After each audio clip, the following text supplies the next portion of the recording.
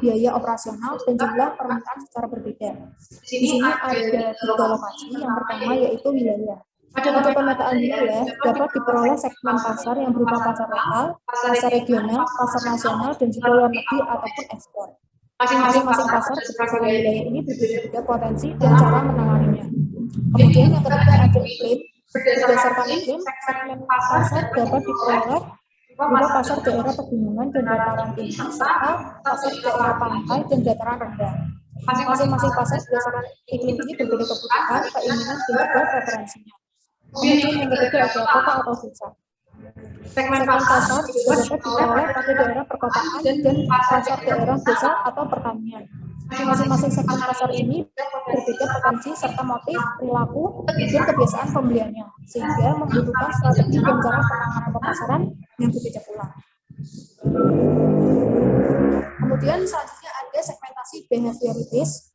Dalam segmentasi perilaku atau behavioritis ini, pembeli dibagi-bagi atas dasar pengetahuan, sikap, tingkat pemakaian atau tanggapan mereka terhadap suatu produk tertentu.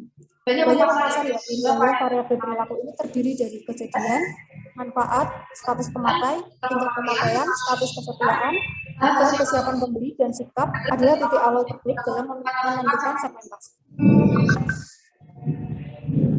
Kemudian yang selanjutnya ada segmentasi psikografis.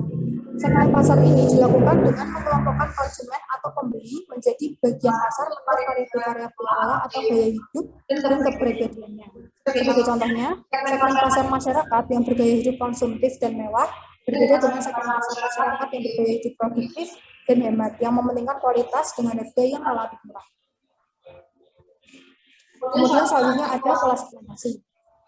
Ciptono pada tahun 2003 menyatakan segmentasi pasar memiliki 3 macam pola yang berbeda-beda, yaitu preferensi homogen, preferensi tersebar, dan preferensi terkelompok.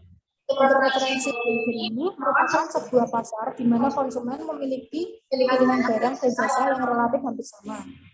Kemudian untuk preferensi tersebar, pilihan pelanggan terhadap barang dan jasa lebih bervariasi dan berbeda-beda. Pilihan dari produk yang diminati oleh konsumen lebih beragam, disesuaikan dengan kepribadian dan kebutuhan dari masing-masing konsumen tersebut. Kemudian yang ketiga, preferensi terkelompok. Preferensi terkelompok merupakan pola segmentasi yang menunjukkan bahwa konsumen memiliki preferensi yang berkelompok-kelompok. Konsumen yang berada dalam sebuah kelompok yang sama juga memiliki kesamaan preferensi. Artinya, konsumen yang berada dalam kelompok segmen yang sama cenderung memiliki selera yang sama terhadap suatu produk. Selanjutnya akan dijelaskan oleh teman saya, Regita.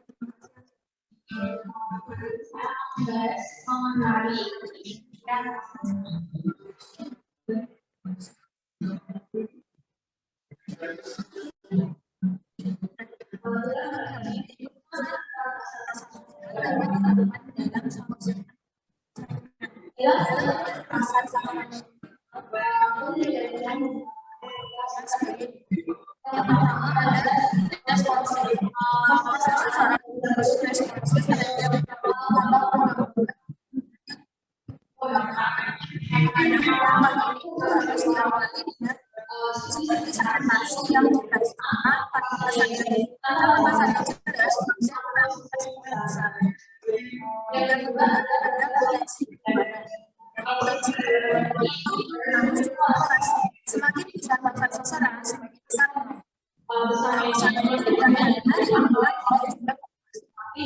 daya beli dan keinginan pasar untuk memiliki.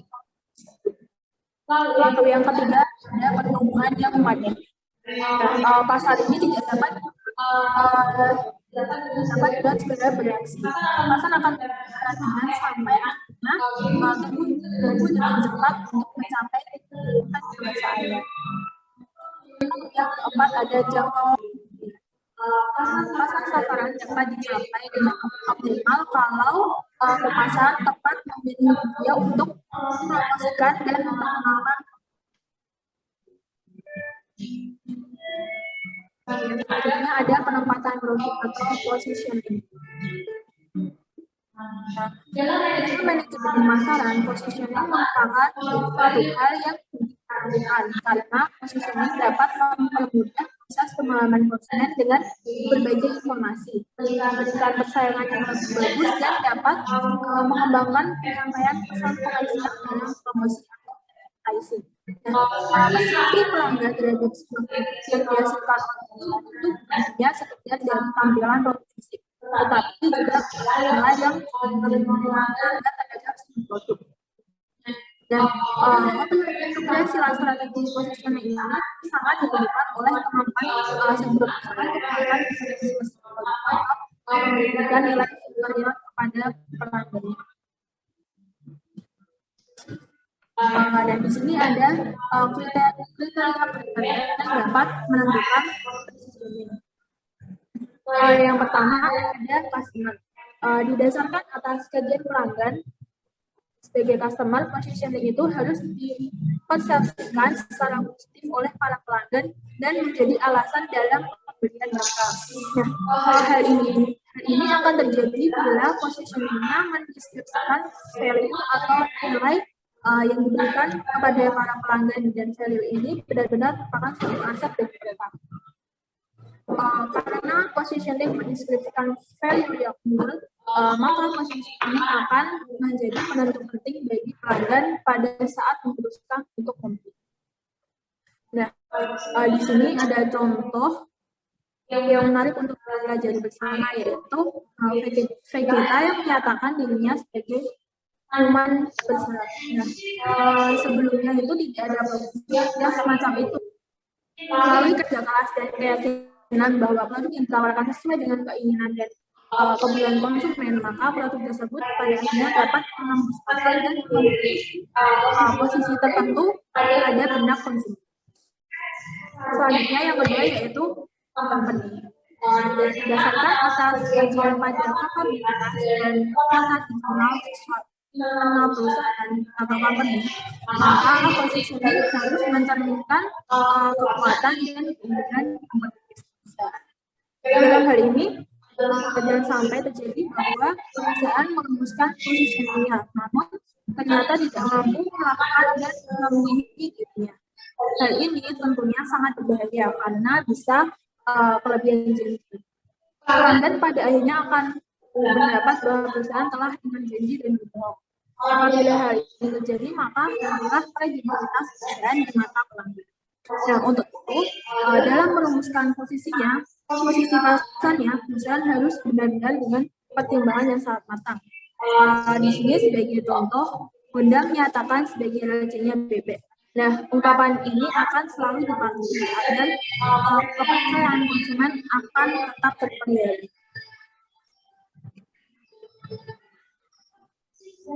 Nah, selanjutnya yang ketiga ada competition. Berdasarkan kajian atas saing, maka positioning harus bersifat unik sehingga dapat dengan mudah mendiferensiasikan diri dan memiliki perbedaan khusus dibanding dengan produk saingannya. Apabila positioning unik, maka keunikan akan dipengaruhi bahwa positioning tersebut tidak akan mudah ditiru oleh pesaing. Nah, hal ini menjadi catatan di sini. Keunikan tersebut haruslah menyeluruh, bukan hanya pada produknya saja. Nah, bila tidak mudah ditiru, maka positioningnya akan berkelanjutan dalam jangka panjang. Berdasarkan pengamatan banyak produk yang lahir dengan cara meniru atau yang telah dilakukan oleh pesaing. Dengan strategi seperti ini, biaya marketingnya bisa lebih aman. Contohnya di sini, sebelum Samsung memasuki industri komunikasi layar sentuh, Nokia merupakan market leader yang dikenal karena berteknologi canggih namun simpel.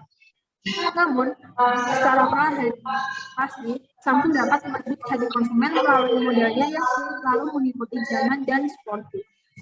Melihat kondisi seperti ini, Nokia pun melakukan dalam komunikasi. Lalu yang keempat ada change.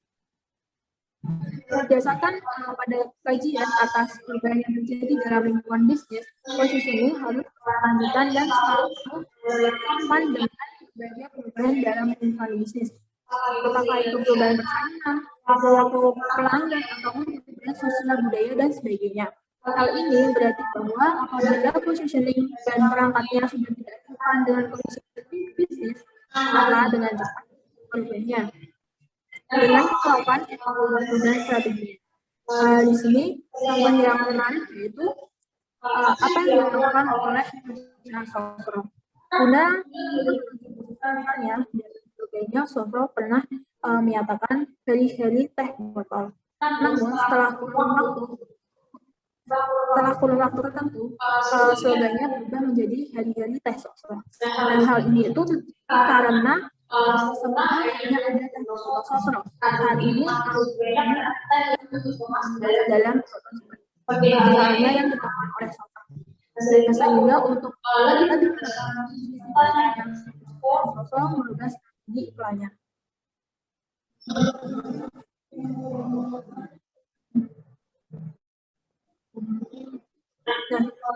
Dalam memahami bagaimana sebenarnya posisi pasar,